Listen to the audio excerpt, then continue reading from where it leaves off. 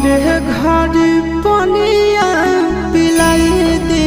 है जान गे कफन ओढ़ाई दी है टूटत ही जब प्राण गे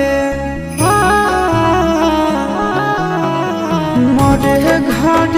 पनिया पिलाई दी है जान गे कफन ओढ़ाई दी है टूटत ही जब प्राण गे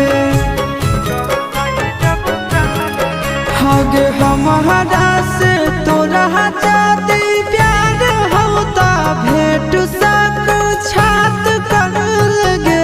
हगे सोनाया गावा हो भरती पा